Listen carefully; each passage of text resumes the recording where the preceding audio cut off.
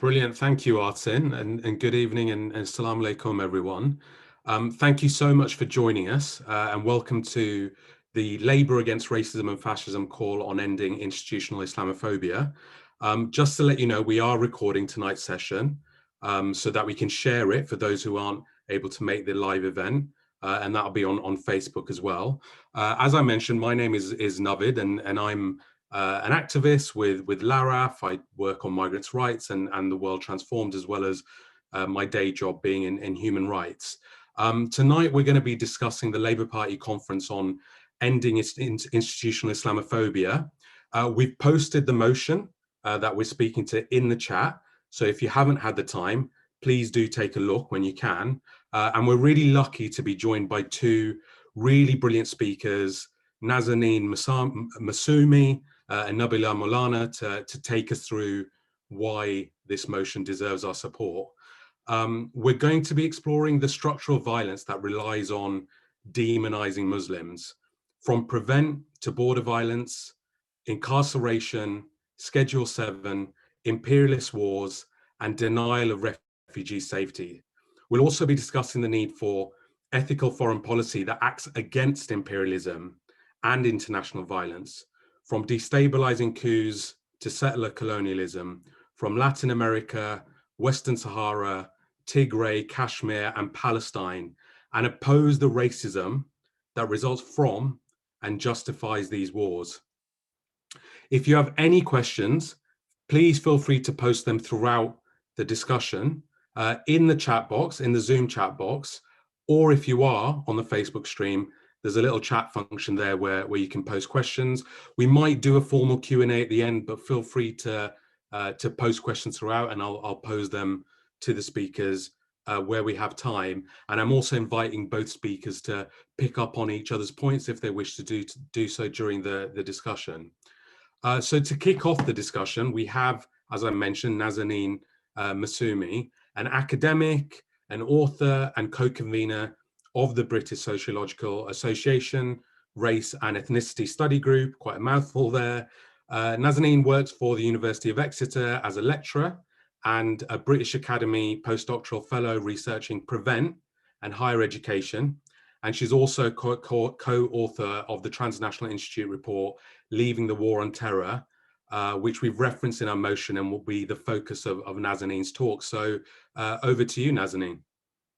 Thank you very much. And thank you very much for inviting me to speak to you about this and for the initiative. I think this is a really important motion. And I'll just make a couple of points about why I think it's important and why people should support it, and then make some more comments about what was in the sort of Leaving the War on Terror report, which is referenced in the motion, just to give people a better understanding of the kind of arguments we made there. So firstly, I think it's really important that is initiating this motion, because I think there's an urgent need to take Islamophobia seriously as a form of racism, and in particular to acknowledge and understand the key role that the state has played in producing that form of racism. Secondly, and this was part of what the initiative behind the Leaving the War on Terror report that I was involved in with others, was that there needs to be the left, and our aim there was to sort of influence the Labour Party's policy, particularly when Corbyn was leader, and there was a sort of opportunity to try to shift to a more kind of clear, progressive policy agenda on security, because this has traditionally been the terrain of the right. And part of the initiative of the Leaving the War on Terror report was to try and map out what a left agenda on security is. So rather than start to think about security more holistically, not sort of narrowly defined by the security elites and political elites as a sort of national interest, but think about a wider understanding and conception of social and societal well-being and protection against racism, poverty, domestic violence. And this kind of thinking about what a framework that thinks about security more holistically would mean for key policy demands in this area. And this is an initiative that is taking place, we sort of did in the Leaving the War on Terror report, but has started taking place elsewhere in Europe. And there's the NGOs and activists around left parties across Europe are starting to take up this agenda. So I think it's really important that this motion is being put, the context in which this is taken. Hasn't taken institutional Islamophobia seriously. It unfortunately, hasn't taken the institutional Islamophobia seriously enough. And more importantly, New Labour plays a role in, it was New Labour's policies that began the disastrous war on terror. And therefore, Labour should bear some responsibility in trying to undo some of the harms that have come as a result of that. So I think it's really important that these policies are taken up by Labour. And considered as a whole, the Britain's counterterrorism policy and the war on terror over the last 2 decades has been a catastrophic failure. If the aim was to reduce the number of civilian deaths to political violence, we can see quite clearly that the war on terror has made that situation worse. The war on terror and the counterterrorism policies that Britain has adopted are profoundly undemocratic, and over the last 20 years have had a particular effect on Muslims and their ability to participate in public life. Since the beginning of the war on terror, the UK has used exceptional legislation that disproportionately targets Muslims. This has involved surveillance, detentions without charge, extradition, and even citizenship removal. And taking one example, which is mentioned in the motion, Schedule 7 of the Terrorism Act, which is a particularly draconian measure that allows you to stop and search people at a port with no need for reasonable suspicion. If you are of Pakistani origin, you are 150 times more likely to be stopped under that legislation than if you are white. Now, there's no data on religion, but you can see the disproportionate impact that has on Muslims in terms of profiling. But we've also seen the expansion of counterterrorism apparatus beyond the traditional home of security and police into sort of other areas of public life through the PREVENT program. And PREVENT is now applicable to health, education, social services, youth work, and it's undermining the social fabric of those institutions. So since this is now also a statutory duty for this to be in place in public institutions, and since that came into effect, in the first year, 4,500 people were being referred, the equivalent of 12 people a day. Now, they were being referred to the sort of PREVENT de-radicalization program. Now that's more like 20 people a day. And the one disturbing aspect of that is that many of these are children and young adults, including children as young as 3. Nurseries have had their Ofsted downgraded because of not doing enough about radicalization and extremism. Now, it's beyond belief to try and imagine what a sign of radicalization is in a 3-year-old. But this is also undermined kind of being able to participate in public life and for Muslims to be able to access these institutions, whether it's education, universities, organizing political events, etc. And there's increasing self-censorship and bullying, etc., that comes as a direct result of this sort of racial profiling. And the trend of PREVENT it's gone through loads of iterations and loads of different forms, but the trend has always been that it's moved into a more authoritarian direction. And recently we saw police training manuals, not with Extinction Rebellion and other direct action environmental groups listed as extremists, including anti-war groups, anti-racist groups, and even the peaceful environmental cycling group. So while Muslims have definitely felt the sharp end of these policies, it actually affects many groups beyond that too. And alongside such authoritarian moves, the Tory government has in the pandemic, and also like the police crime and sentencing bill, which is the key to all the protests at the moment, is a truly sort of worrying development for any kind of democratic society. Now, in terms of the War on Terror report, we kind of outlined some key policy areas that we thought, what do we want to demand in this context? And, first and foremost, I think that the focus has to be on undoing past harms. And that means repealing a lot of existing legislation, things that criminalize effectively, pre-criminal focus on pre-crime, thought crimes effectively. And in the UK, there's been, since the War on Terror, there's been 15 acts of parliament dealing with terrorism and counter-terrorism provision, giving the state extraordinary powers. Those need to be repealed. And what kind of mechanisms there are for holding abuses of power to account. Now, we're currently seeing legislation that does quite the opposite, that actually gives immunity to security intelligence agencies committing crimes. Then also we have to think about what sort of security, what is security? What does security mean? And that means including things like protection from harm, racist violence, domestic violence, etc. And the approach really comes from a sort of democratic approach. One of the key principles of our approach is that counter-terrorism policy shouldn't be formed as a one-way communication from policy elites to citizens, but there should be profound public involvement in identifying the aims of what security is in society. And that might involve some kind of national kind of audit of security needs, with community involvement, with a proper consultation with citizens, trying to define a sense of security way beyond these kind of narrowly defined national security agendas. And there needs to be a much wider process of transparency and accountability that really opens up the and gives so we can assess the activities of police and intelligence agencies, properly scrutinized democratically. There needs to be sort of more serious evidence, that there needs to be more evidence on actually what causes political violence, and rather than allowing the evidence to just be determined by as an elite.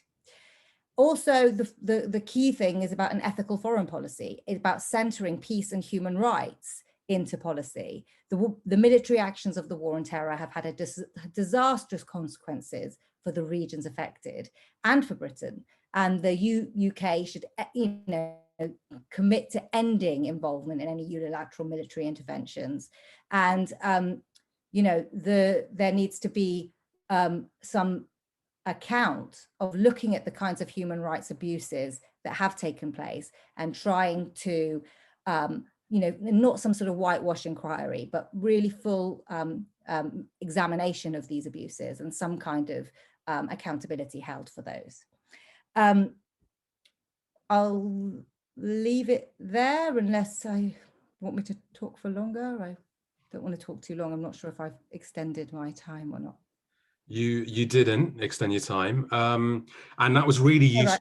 Right. I think getting us to reconceive of our idea of security, I think is really essential, and I think there's been a lot of support shown for the motion, particularly after you've spoken there in the chat.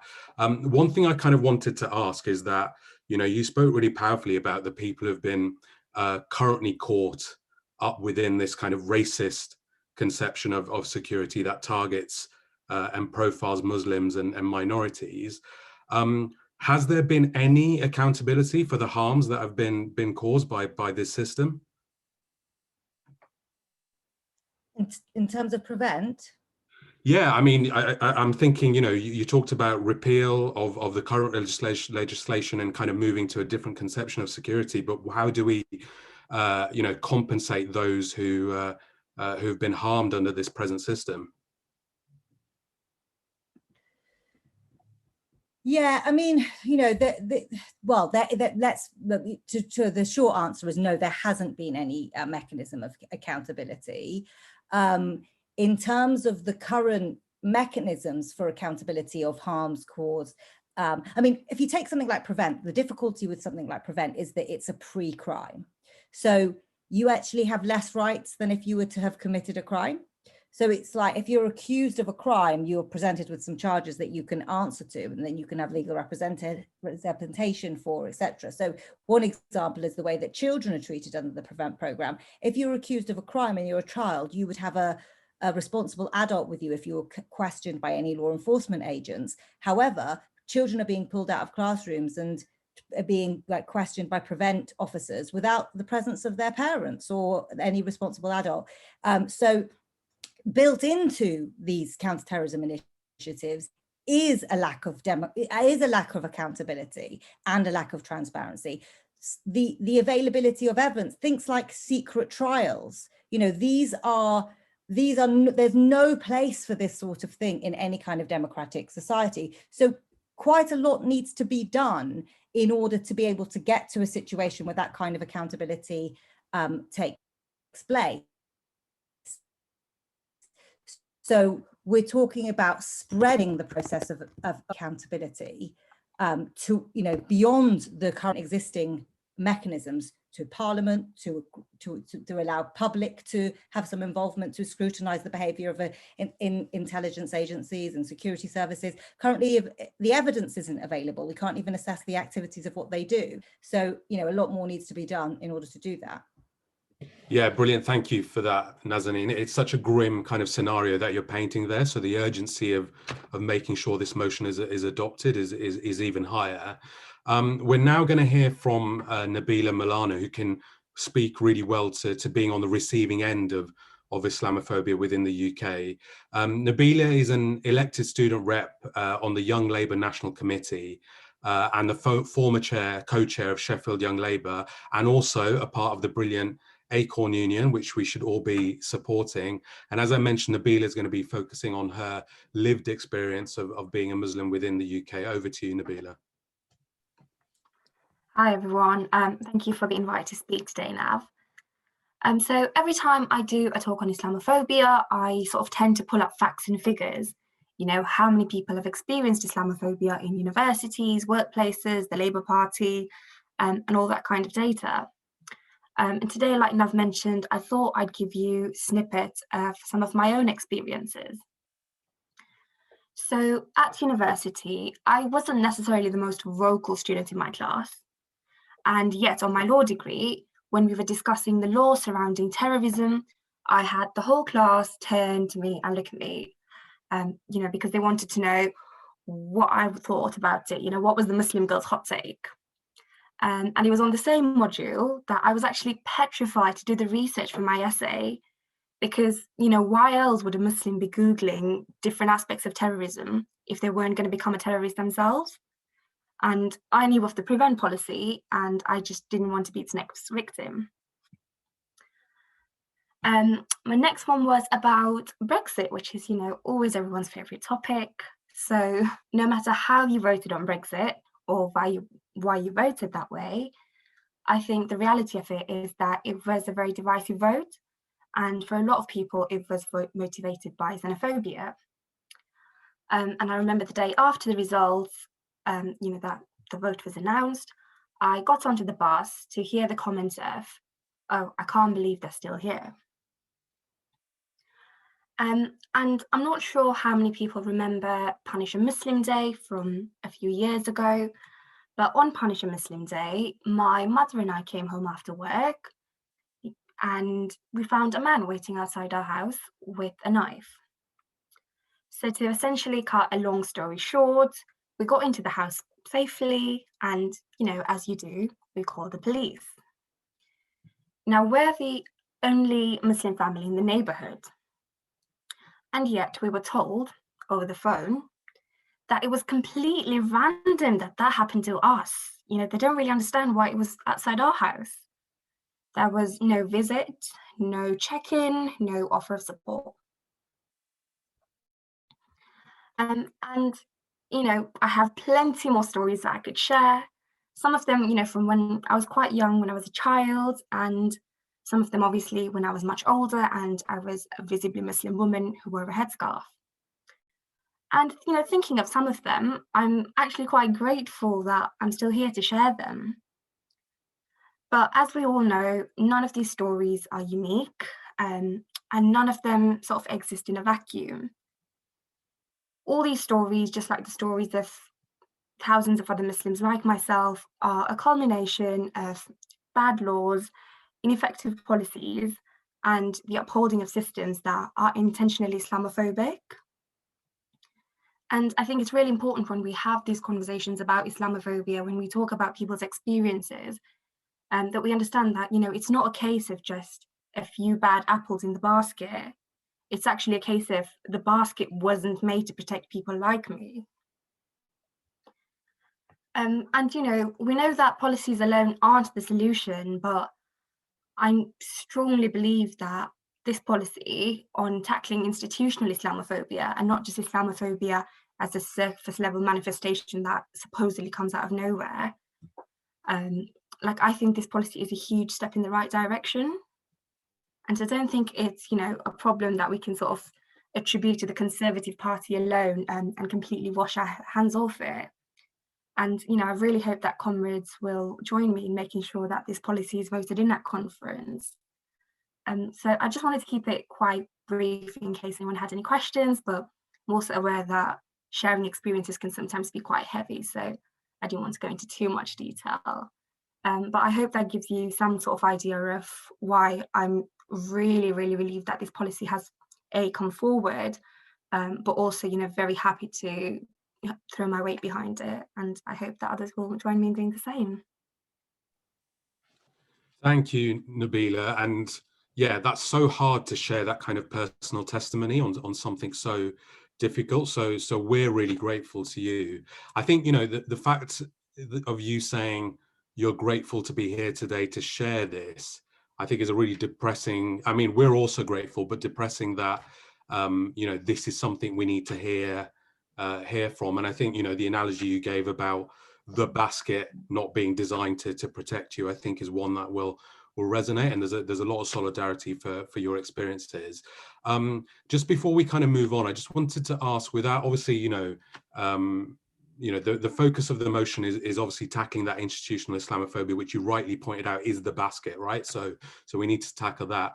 But I just wondered if you might want to speak briefly to, you know, we had the report from the Labour Muslim network report about Islamophobia within the party. And I just wondered what you'd say to Labour members about how they can make the party environment more conducive to yourself, but also to passing these kinds of motions. Yeah, I think with the Labour Party, it's always quite a difficult one, because, you know, when you go into an environment like that, you go in, you call everyone a comrade, and you do truly believe that. And I think for a lot of Muslims, particularly, if you look at voting patterns, you know, Muslims as a large group do consider the Labour Party our political home. So I think when we experience different forms of Islamophobia within the party, there's that added layer of, oh, not have I just had a really awful experience, it's happened within a place that I would normally consider safe. And I think there's a huge element of disappointment that comes with that experience that is quite hard to articulate, really. So I think on an individual level, it really is the case, you know, as with other forms of discrimination, of just doing the work of identifying whether or not we do have those biases or those tendencies to be Islamophobic, really challenging our own conceptions of how we perceive Muslims and Islam. And, you know, like you mentioned, I think throwing your weight behind the policy, because I think, you know, a lot of the times when on the very, very rare occasions that I do actually share my experiences, or I echo the experiences of some of my other Muslim comrades, I do have a lot of people who reach out and say, oh, that's really sad to hear, you know, complete solidarity with you. And I do appreciate that. But for me, I think solidarity is a verb. So if you do want to show solidarity with me, you know, show up for stuff like this, show up to vote on motions that matter, show up to community organising spaces that actively tackle Islamophobia. Because, you know, as much as it's really nice to receive a tweet or like support over social media, it doesn't change my reality on the ground. And what I'd really like for the Labour Party to do is to take these concerns seriously. And I don't want a 30-second video from the leadership office saying, oh, it's really heartbreaking to hear these experiences of Muslims. I want the leadership to actively tackle this. You know, I want them to look at their complaints procedure. I want them to look at how they facilitate CLP meetings, how their selection processes work. I don't want to hear, you know, statistics years from now saying, oh, it's really sad that we don't have that many Muslim councillors or Muslim MPs or Muslim members on the ground. I want to know what they're doing about it. And I'm not really interested, really. It sounds really cynical, I'm afraid, but I'm not interested in a lot of empty platitudes. Yeah, exactly. And I think solidarity being a verb is advice that we all need to heed. And obviously grateful to everybody who's joined us tonight. We're going to be sharing details on how to support the motion, how to share it with other Momentum members to get them to support it. We'll only have a week to do it. Artin from LARAF, the LARAF committee, is going to share all of those details. So, make sure that you've read the motion, you've supported the motion, and you've shared it with others in the coming week. Before we go on, I just want to check if there are any questions in the chat, but also see if Nazanin or even Nabila, vice versa, wants to respond to anything that's been said or anything, or add anything that has been remaining. I think you've both got the ability now to unmute yourselves, so feel free to jump in if there is anything. Yeah, Nazanin? Yeah, hi. Yeah, I think there was a question about terrorism and national security as a sort of definition kind of thing. And I would say that, yeah, I agree that that I don't use the term terrorism. I don't think that terrorism is a useful term. I think that it's politically defined of terrorism, etc. That's why I refer to it as sort of political violence. And then again, the sort of perspective of the War on Terror report, leaving the War on Terror report, about the question of national security. The national security is something that's defined by a very, very small select group of people with particular interests. And I think that the concept of security should be sort of redefined. So I just wanted to respond to that, because I think, the sort of the question of how we talk about these things is important, how we conceive it, and who's involved in the political process of defining them is part of this. Yeah, exactly. And I guess this is part of, our evening tonight, is to make sure that our voices are being heard when these things are being defined, and they're meant, what they should mean. I think at this point, if there aren't any questions coming in, I am going to hand over to Artin Giles, who's on the LARAF committee. Obviously, LARAF have drafted this motion in collaboration with a lot of others, using a lot of people's resources. So I'm going to hand over to Artin to speak to the motion and to those logistics on how you need to go about voting for it. Great, thank you very much, Nav, and thank you for chairing, and thank you everyone for joining. And so, as Nav said, my name's Artin. I'm one of the members of the LARAF committee, which is Labour Against Racism and Fascism. So thank you for joining the call tonight. So as Nav was saying, we've got our policy motion, which has been submitted to Momentum's policy primary. The ballot opens tomorrow on Wednesday, the 24th of March. And so you will get an email, and the ballot is only open for 7 days. So please make sure that you vote early tomorrow. Please make sure that you spread the word to your friends and other Momentum members. You'll receive an email tomorrow. And to remind you all to first preference it. You get up to 8 preferences for the different motions that they will be taking to the Labour Party conference. And so by first preferencing this motion, it will enable Momentum to get the resources behind it to really push this conference motion to go to the conference floor and to get people, voting it. And as our speakers were saying, the need to pass this motion is incredible. It's urgent. As we've seen over the last few weeks, state violence is increasing, and this, as Neen said, as Nabila attested to, prevent is a fundamental part of that state violence, and the Labour Party has to oppose that. The link to the motion is being posted in the chat now, and tomorrow you will get an email from Momentum, if you're a Momentum member, asking you to vote in this policy primary. So please first preference our motion, LARAF's motion, End Institutional Islamophobia. And just to put it on record, our thanks to everyone on our LARAF volunteers and members who have helped write this motion and make it possible to be sent to Momentum. So please vote on that tomorrow when you get your ballot. First preference it, End Institutional Islamophobia. And please do, when the time comes, pass it through your CLPs and pass it through the conference. Brilliant. Thank you, Artin. I don't think there's an awful lot for me to add. I just want to wrap up and give my thanks to Nabila, Nazanin, and Artin for taking us through the motion, why it's important, and how you need to go about voting for it. We're posting a document, I think it's maybe been posted already in the chat, which has all of the links that we've referenced today, including a link on where to vote. And some draft WhatsApp messages you might want to use when encouraging others to support. So grab those links, grab those documents, grab those messages, and we'll leave the chat open as well for a brief period for you to do that. Artin's mentioned about sharing the motion and the fact that you've got 7 days from tomorrow. So put something in your diary, do it immediately, like when it opens. Make sure you don't forget and make sure you share with others.